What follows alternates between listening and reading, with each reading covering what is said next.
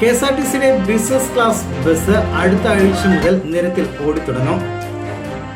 Vande Bharat train സമാനമായി ശുചിമുറിയും ഭക്ഷണവും കഫറ്റീരിയയും ഒക്കെയുള്ള ആഡംബര ബസ്സായിരിക്കും നിരത്തിൽ ഓടുക.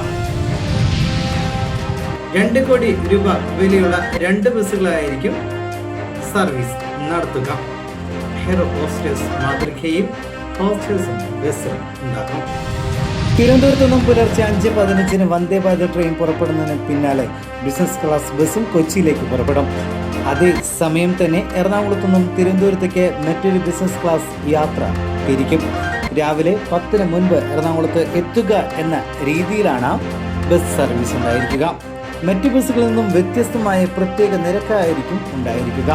ഭക്ഷണത്തിനും മറ്റു സാധനങ്ങൾക്കും പണം നൽകേണ്ടി വരും.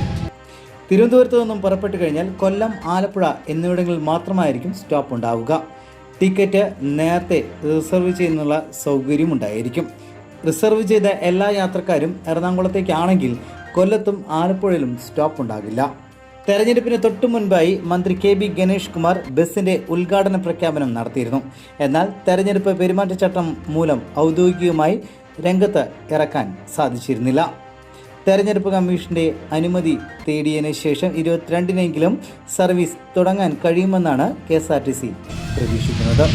വാഹനാപകടത്തിൽ ജീവൻ നഷ്ടമായ മലപ്പുറം സ്വദേശിയും അധ്യാപകനുമായ മജീദ് മാഷിന്റെ കുടുംബത്തെ പ്രതിപക്ഷ നേതാവ് VD സതീശൻ സന്ദർശിച്ചു.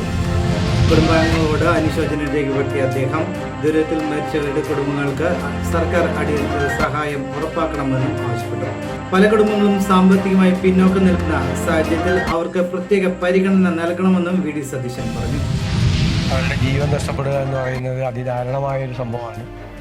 ഒരു പ്രദേശത്തെ മാത്രമല്ല, കേരളത്തെ മുഴുവൻ സങ്കടത്തിലാഴ്ത്തിയ, വിഷമിപ്പിച്ച ഒരു ദുരന്തമാണ്.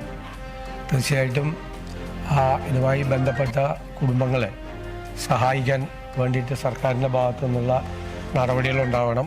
ഇപ്പോൾ ഇവിടെ തന്നെ നമ്മൾ ആദ്യം വന്ന വീട്ടിലെ തന്നെ മജീദ് മാഷിന്, അദ്ദേഹം ബ്ലൈൻഡ് അസോസിയേഷൻ്റെ സെക്രട്ടറി ആയിരുന്നു. അദ്ദേഹത്തിൻ്റെ 2 സഹോദരിമാർ ബ്ലൈൻഡാണ്.